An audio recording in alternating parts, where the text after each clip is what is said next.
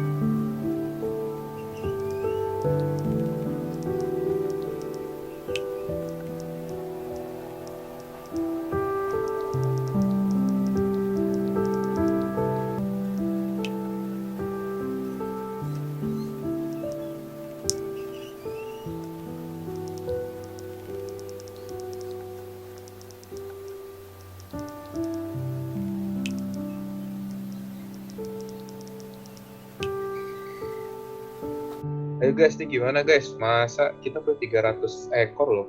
Masa yang betul cuma 100 ekor? 200-nya kemana? Ya ini gimana nih, bukannya makin bertambah, produksi kita makin menurun. Bukannya untung malah rugi. Gimana nih, aku mau mundur aja deh kayaknya. Ada yang mau ikut gak? Aku juga mundur deh kayaknya.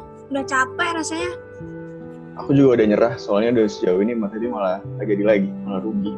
Jangan gitu dong, kita harus semangat. Udah sejauh ini loh. Kita udah Ya, ngumpulin. jangan pengorbanan kita sampai sia-sia. Tapi habis gimana? Produksinya turun parah. Mendingan sekarang kita teliti dulu apa yang sebenarnya terjadi di kandang kita. Kenapa produksi bisa menurun segitu drastisnya. Mungkin sebaiknya kita melakukan seleksi nilai indeks bibit deh, karena ini mempengaruhi pertumbuhan si ayam tersebut hingga berpengaruh pada produksi telurnya. Nah, boleh tuh, boleh banget. Ya udah kalau gitu laksanain aja tuh. Ya boleh, Ayo. coba aja.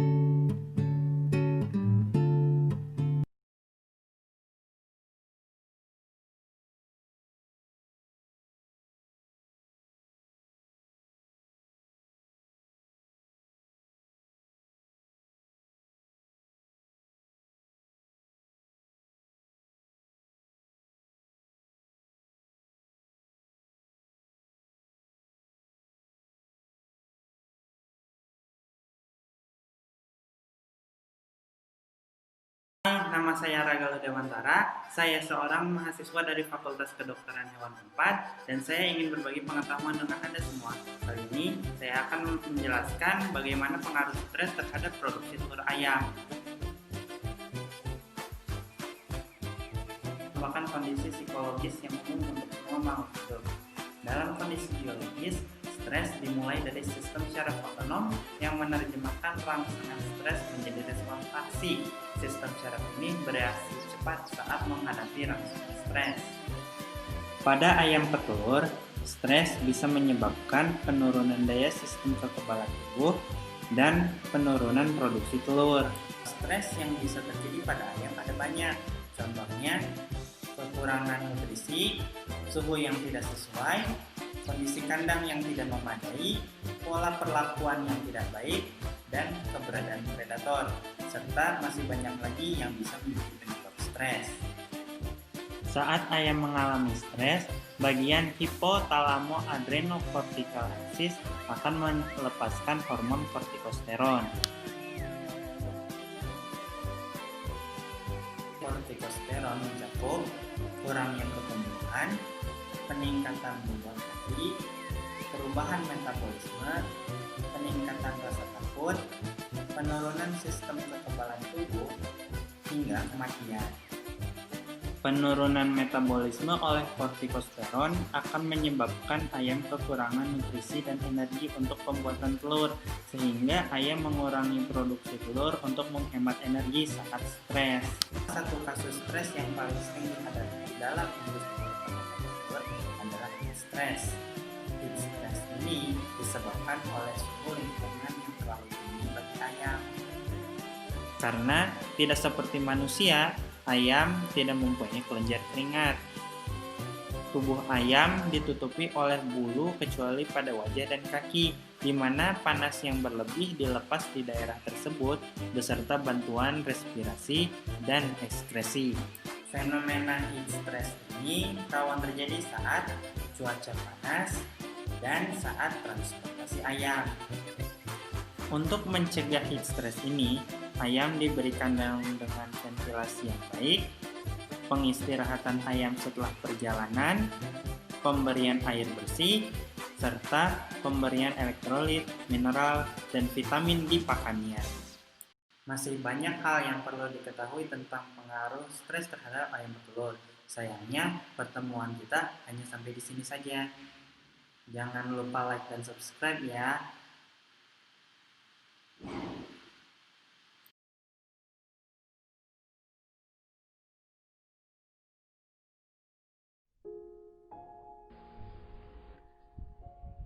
Halo semuanya, aku Nadif, mahasiswa Ilmu Komunikasi Unpad angkatan 2017. Saat ini, aku baru saja menyelesaikan kegiatan KKN yang diadakan oleh Unpad. Tapi, karena dilaksanakan di tengah-tengah pandemi COVID-19, ada beberapa penyesuaian dalam pelaksanaan KKN tahun ini. Nah, melalui video ini, aku mau menceritakan pengalamanku melakukan pengabdian masyarakat meskipun tengah dilanda pandemi COVID-19. Ikutin terus ya. Ini pasti jadi pertanyaan yang langsung ada di pikiran kalian. Gimana sih pelaksanaan KKN di tengah-tengah pandemi? Emang masih bisa mengadakan program pengabdian masyarakat di kondisi masyarakat yang mobilisasinya terbatas? Tenang aja, setelah ini aku akan jelasin secara lengkap metode pelaksanaan dan aktivitas yang aku dan teman-teman kelompok lakukan selama KKN ini. Sekarang, aku mau ngejelasin sedikit tentang basis metode pelaksanaan KKN Unpad 2020, yaitu Virtual Approach. Virtual Approach ini, maksudnya, segala jenis pelaksanaan KKN Unpad diharapkan dapat dilaksanakan melalui kegiatan virtual. Tapi, ada pengecualian tertentu untuk membolehkan mahasiswa datang ke tempat langsung pengabdian masyarakat. Di sini, ada 3 aplikasi utama yang kami manfaatkan untuk melaksanakan KKN secara virtual. Ada Zoom Meeting, Trello, dan WhatsApp. Aplikasi-aplikasi ini kami manfaatkan secara beragam untuk memaksimalkan pengerjaan KKN kami secara virtual. Teman-teman bisa melihat bagaimana kami memanfaatkan aplikasi-aplikasi tersebut sesuai dengan fitur yang tersedia di dalamnya. Selanjutnya, saya akan menjelaskan topik apa yang kami angkat di KKN tahun ini. Tidak dapat dipungkiri bahwa pandemi COVID-19 mempengaruhi banyak aspek kehidupan masyarakat. Salah satunya adalah produktivitas para peternak ayam petelur yang ada di Jawa Barat. Oleh karena itu, untuk membantu peternak yang produktivitasnya menurun akibat adanya COVID-19 dan berbagai hal lain, kami berusaha untuk mengenalkan metode baru kepada mereka. Metode ini dinamakan seleksi nilai indeks bibit. Untuk melakukan seleksi nilai indeks bibit, para peternak perlu melakukan sesi recording. Pada sesi recording, ayam-ayam tersebut diukur berat badannya dan bobot telurnya. Melalui sesi recording, kita dapat mengetahui ayam-ayam mana yang memiliki bibit unggul, sehingga produktivitas dapat terjaga selama masa pandemi. Setelah salah satu anggota kelompok kami datang ke lapangan untuk melakukan sesi recording, kami melakukan diskusi untuk menetapkan langkah selanjutnya. Melalui aplikasi Zoom, kami membagikan beban tugas yang harus dikerjakan oleh masing-masing anggota kelompok. Ada yang mengerjakan bentuk video, dan ada yang mengerjakan laporan KKN. Selain itu, kami juga melakukan analisis atas data yang sudah kami peroleh.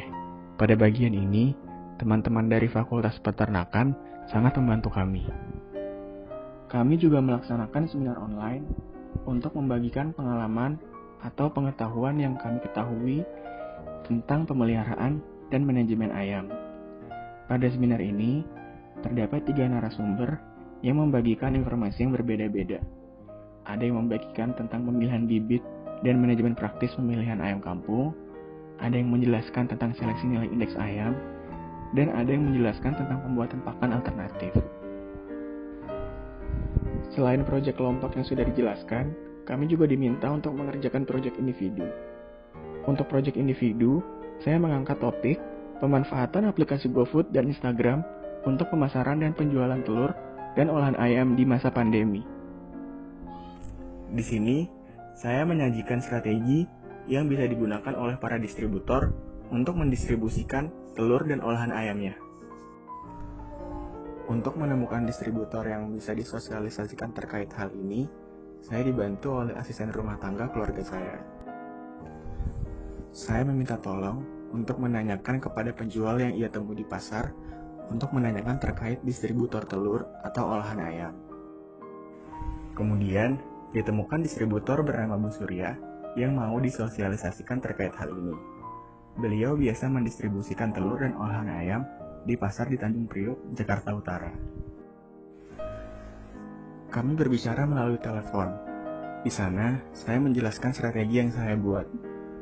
Namun, Bu Surya yang sudah berumur kurang menguasai teknologi, sehingga kurang bisa diterapkan olehnya. Untungnya, Bu Surya tidak patah semangat untuk memahami hal ini.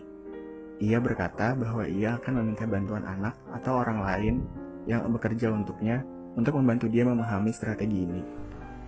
Kurang lebih, seperti itulah pengalaman saya menjalankan KKN di tengah pandemi.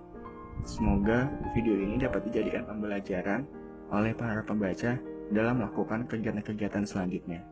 Terima kasih. Feeling good, like I should. When in dark, I walk around the neighborhood. Feeling blessed, never stressed. Got that sunshine on my Sunday bed. Halo, perkenalkan nama saya Rizky Amelia Tajrim. Saya adalah mahasiswa Universitas Pajajaran yang sedang melakukan kegiatan KKN 2020. Saat ini saya sedang berada di lokasi objek KKN saya, yaitu di peternakan UD Kiki Ternak. Nah, tepatnya berada di lokasi Maiwa, Kecamatan Maiwa, Kabupaten Nrekang, Sulawesi Selatan. Di peternakan ini terdiri 12 kandang, 15.000 ekor ayam, 4 orang pekerja, serta luas tanah sekitar 3 hektar. Saya telah melakukan wawancara dengan pemilik peternakan mengenai dinamika peternakannya. waktu awal merintis ini 1.000 ekor. Sekarang alhamdulillah sudah ada kurang lagi 15.000 ekor. Awalnya ya untuk di samping itu untuk memenuhi kebutuhan keluarga. Terus yang kedua waktu awal itu juga kayak hobi juga sih gitu ya, hobi. Sehingga beginilah, alhamdulillah ayam makin bertambah. Sebenarnya kalau bilang pengalaman belum ada, tapi ya karena ada mertua ya, seperti orang tua lah ya, dia ada dulu ayamnya tapi dia sudah meninggal. Di sanalah kita perhatikan lihat, tapi belum ada, kalau pengalaman sih belum ada, cuma lihat dari orang tua begitu, sehingga kepingin juga beternak seperti dia lah. Kalau itu tidak ada sih, kami mulai dari dari mulai 1.000 ayam, maksudnya usaha sendirilah, biaya sendirilah, begitu mandirilah. Tidak ada sama sekali kayak bantuan atau perpanjangan dari mertua begitu, orang tua tidak ada. Kalau butuh modal ya lumayan. Kalau ayam itu sih banyak sih biayanya. Kalau ayam 1.000 ya bisa membutuhkan uang sampai 75 juta begitu, 100 juta, karena ada juga DOC-nya, semua kan di cash. Beli juga untuk persiapan kandang, untuk itu tempat skat-skatnya ayam, pipanya, minumnya. Jadi memang butuh dalam 1.000 itu sih. Pada tahun 2012 itu terjadi harga telur, ada krisis, jadi harga telur itu murah sekali, dia dapat sampai 22.000. Tadinya 28, dia menjadi turun 22.000, atau bahkan sampai 19.000. Jadi kadang-kadang dalam setahun itu penurunan telur, harga telur maksudnya menurun itu, dia kayak sepertinya 2 kali setahun lah begitu. Sama halnya dengan kenaikan, begitu juga kenaikan, dia pada naik pada saat-saat tertentu seperti mau lebaran karena banyak yang membutuhkan, Idul Fitri dengan Idul Adha. Terus pada tahun 2013 juga masih begitu, masih kami kena namanya krisis, kayak tiap tahun lah memang selalu sepertinya memang krisis itu karena harganya telur anjlok sekali. Terus pada tahun 2014 harga pakan naik. 2015 itu terjadi lagi angka kesakitan seperti kena ayam itu kena seperti flu burung, jadi ayamnya banyak mati-mati, sampai begitulah. Don't stay awake for too long, don't go to bed. I'll make a cup of coffee for your head. I'll get you up and going out of bed. Yeah, I don't wanna fall asleep, I don't wanna pass away. I've been thinking of our future cause I'll never see those days. I don't know why this has happened, but I probably deserve it. I tried to do my best, but you know that I'm not perfect. I've been praying for forgiveness, you've been praying for my health.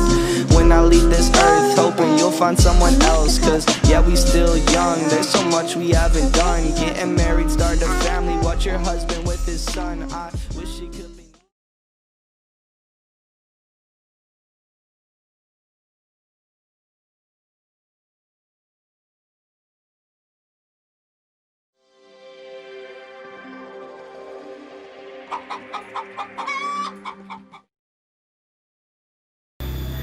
Assalamualaikum warahmatullahi wabarakatuh. Nama saya Ria Setialasari Gunawan dari tim KKN PPM Integratif Titular Universitas Pajajaran dari Fakultas Peternakan Ilmu Peternakan. Saya sedang melaksanakan KKN di sebuah peternakan ayam petelur di daerah Kampung Munjul, Desa Buniseri, Kecamatan Cipaku, Kabupaten Ciamis.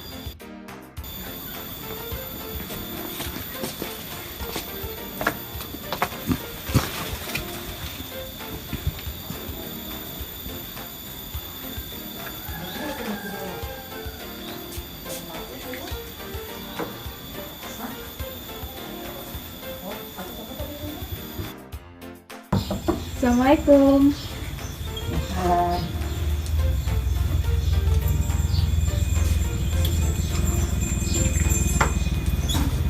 Assalamualaikum Ibu, perkenalkan saya ya dari Universitas Pajajaran, izin untuk melakukan wawancara.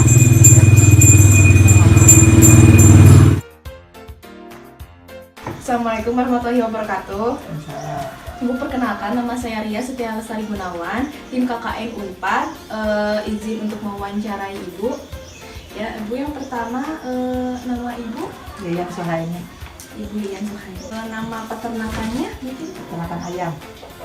Ada nama masalah. Perusahaan. Iya, nama perusahaannya, iya. Enggak ada, peternakan ayam petelur aja. Ini Bu, sejarahnya mungkin dibangun tahun berapa, oleh siapa? 10 tahun ke belakang ada. 10 tahun yang lalu. Awalnya itu ada berapa ayam ya? Awalnya cuma bertahap, ada 50, terus nambah sedikit-sedikit namanya 300. Sekarang 300. Untuk alasannya Ibu sendiri kenapa membangun peternakan ayam petelur? Suka. Oh, karena suka ya Bu ya, suka beternak ya Bu ya? Ini pemiliknya Ibu sendiri? Iya. Ibu sendiri. Pribadi ya Bu ya? Untuk di kandangnya ada petugas lain atau hanya Ibu saja mengurus sendiri? Ngurus sendiri. Untuk ayamnya dapat dari mana Bu? Bibit ayamnya dapat dari mana? Kan DOC di Bapak. Di mana Bu? Di Ciranggu. Ciranggu, dan beli? Ya. Dari umur berapa belinya Bu? 8 minggu, kadang 10 minggu. Untuk pakannya sendiri beli dari mana Ibu? Dari Cikebot. Cikebot. Itu pakannya jenis apa ya Bu ya?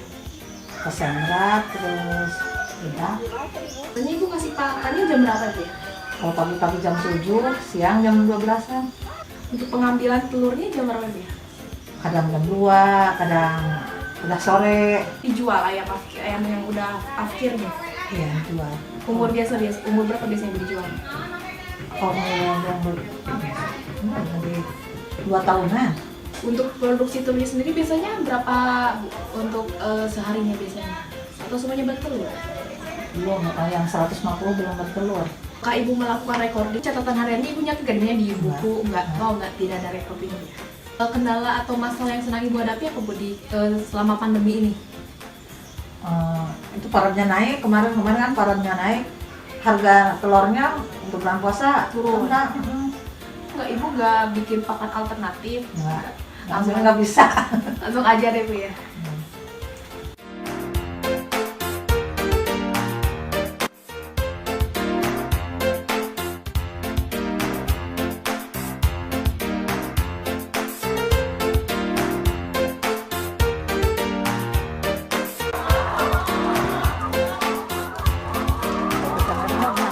Oh, pacar.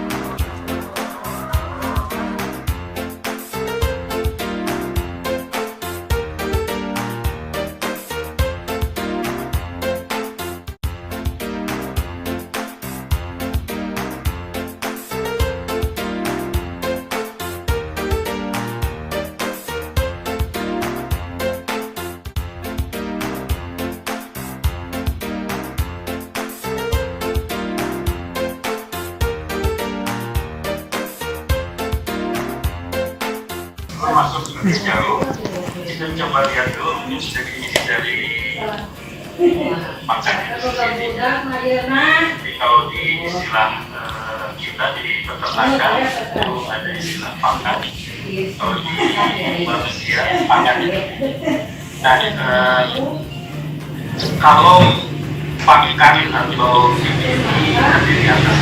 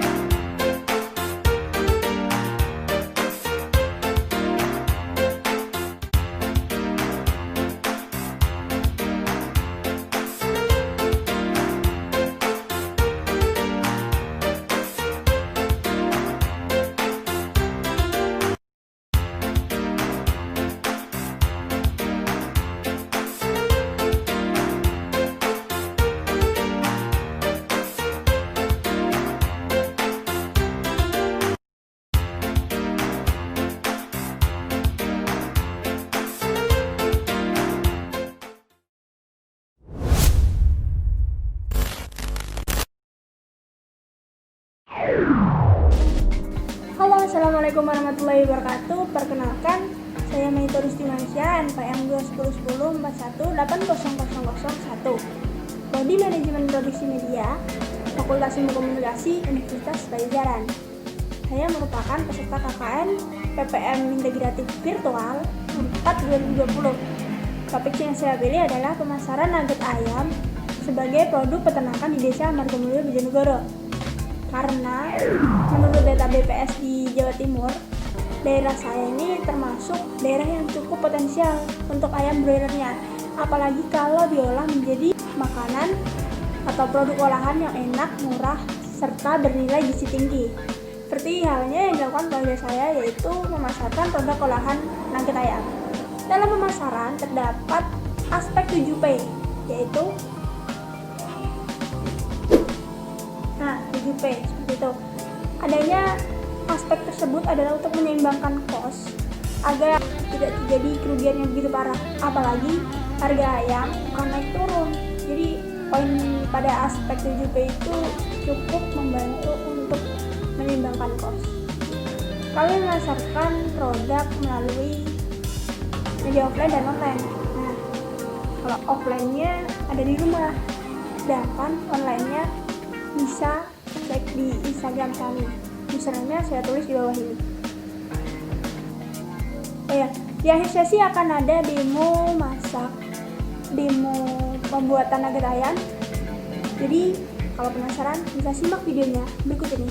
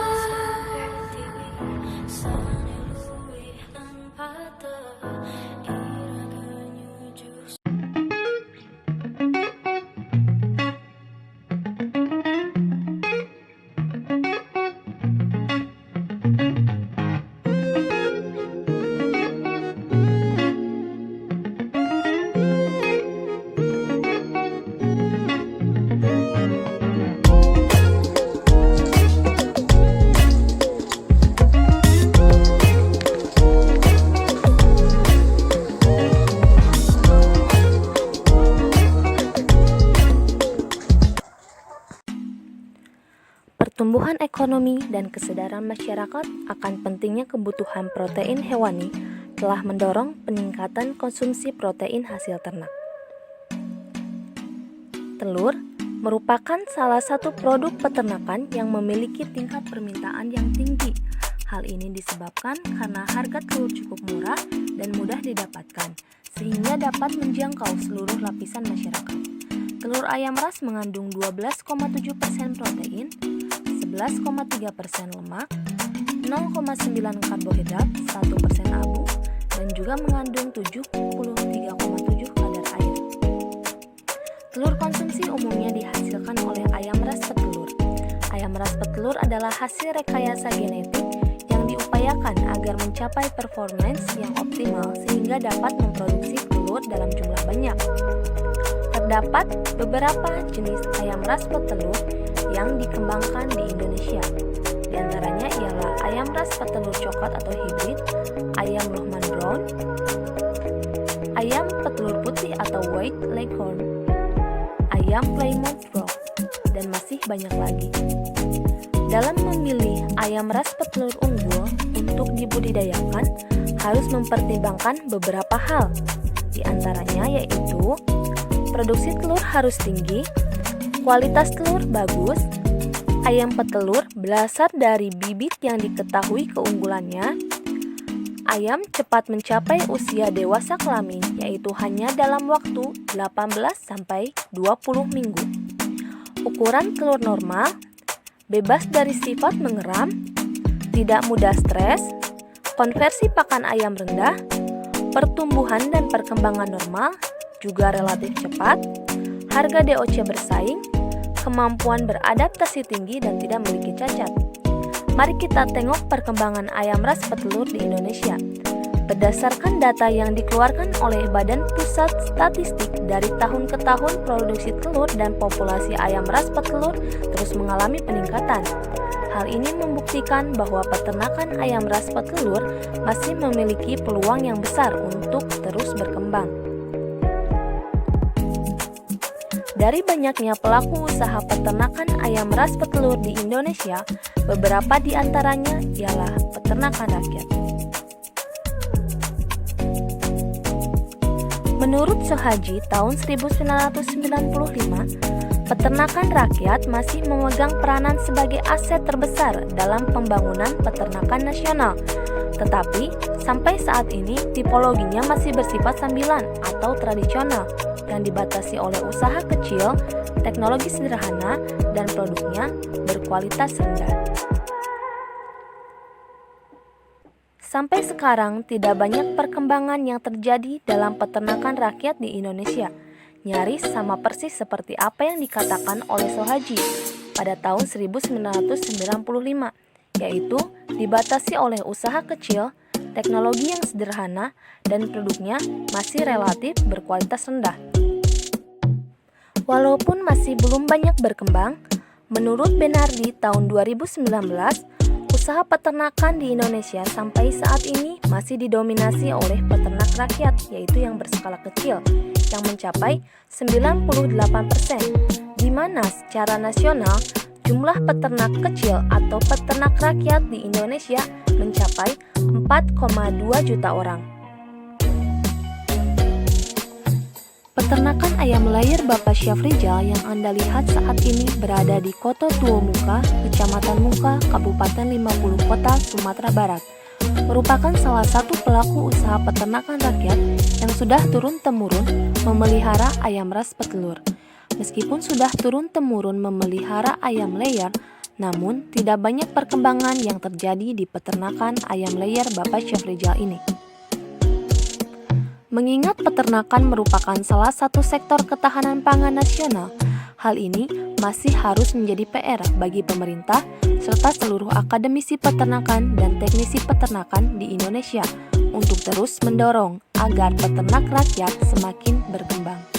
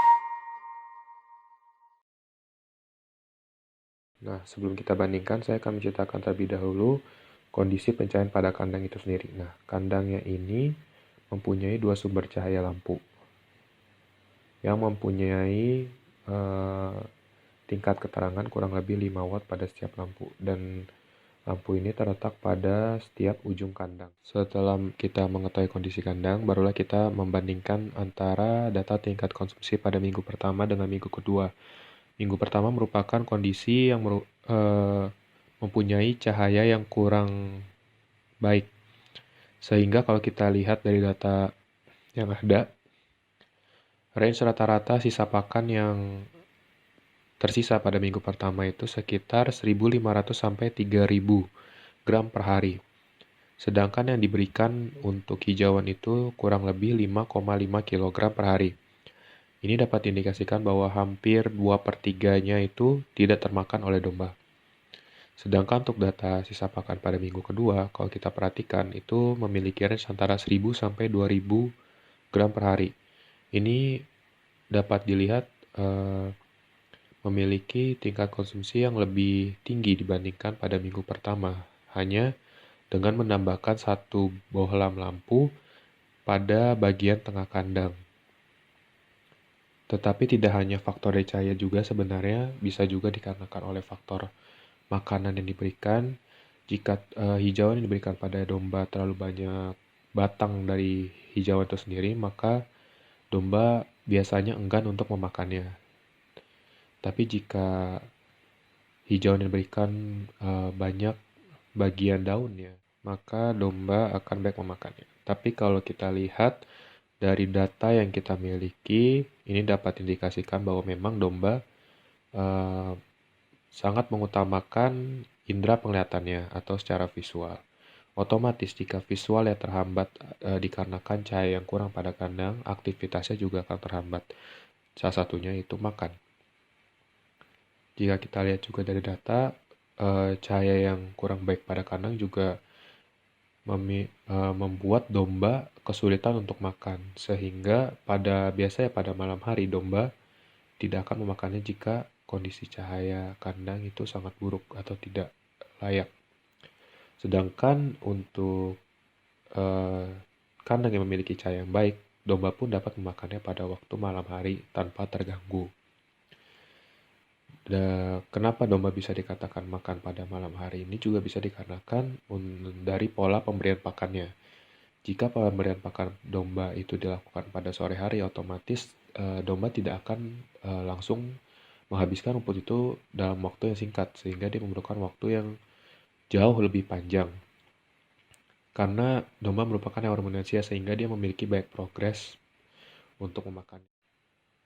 Nah, sehingga dapat kita simpulkan bahwa cahaya pada kandang sangat mempengaruhi tingkat konsumsi domba. Tingkat konsumsi yang rendah akan menyebabkan PBB pada domba juga rendah. Ini yang tidak diinginkan oleh para peternak. Para peternak tentunya ingin menginginkan domba mempunyai PBB yang tinggi, sehingga untuk mempunyai PBB yang tinggi, kita memerlukan tingkat konsumsi yang tinggi. Nah, banyak peternak yang hanya memikirkan pola pemberian pakannya saja atau kualitas dari pakannya saja, tetapi tidak melihat dari manajemen atau kelayakan kandang itu sendiri yang bisa saja menghambat dari konsumsi domba itu sendiri. Salah satunya itu pencahayaan pada kandang. Sehingga dari data yang telah saya berikan, semoga dapat bermanfaat bagi para peternak untuk sebagai salah satu tinjauan atau salah satu sumber data yang dapat dimanfaatkan oleh para peternak bahwa cahaya itu pada kandang sangatlah penting untuk meningkatkan konsumsi ransum pada domba.